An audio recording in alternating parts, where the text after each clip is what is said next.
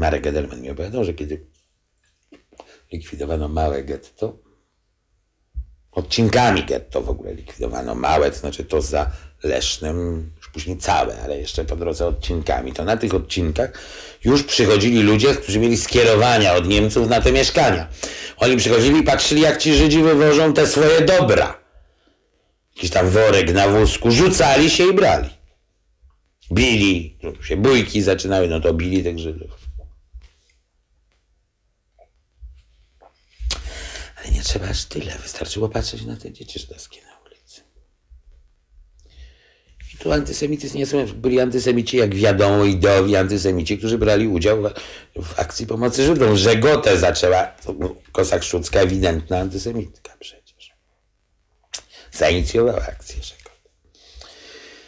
Więc to nie trzeba było, jak można było być antysemitą i nie być. Natomiast człowiek, który na to patrzył, który obok tego przechodził,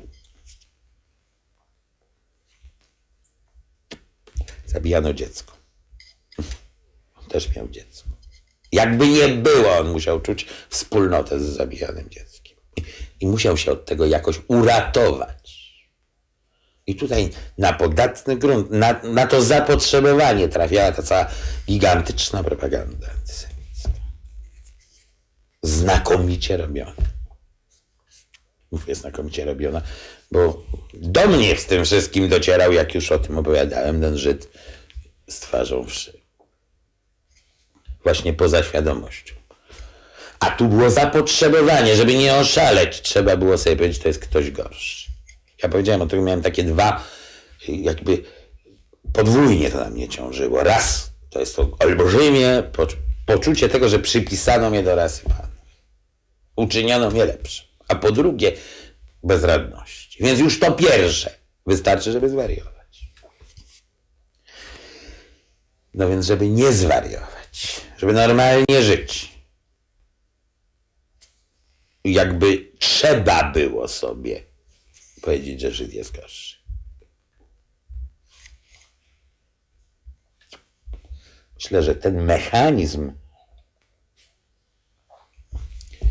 taki samoratunku społecznego to jest mechanizm wmontowany. Ja to widziałem przy różnych innych okazjach, przy warszawiakach na przykład wysiedlonych. Czy łapią ludzi? Nie, warszawiaków. Widziałem to przecież. Wysiedlonych w Lwowie, kiedy wywożono przybyłych. Nie, to tylko tych zbieżeńcy to się nazywało, kiedy Ruscy wywozili. No bo oczywiście nakładało się na to ten cały poprzedni antysemityzm i niewątpliwie dla Lwowa to postawa Żydów, części Żydów, ale to nie ma znaczenia. Z zewnątrz to się widzi Żyda wobec władzy radzieckiej. Mój ojciec przychodził i przyszła Żydowka i mówiła tam coś, tam przemówienie płomienne na cześć władzy radzieckiej. Mój ojciec mówił, wygłaszała.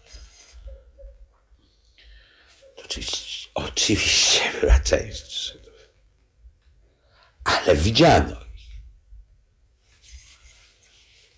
I to, myślę, jest niesłychanie doniosły mechanizm. Samoobrona psychiczna. W tym sensie ten antysemityzm trafiał na podatny grunt i dlatego z taką mocą on się odezwał zaraz po wojnie.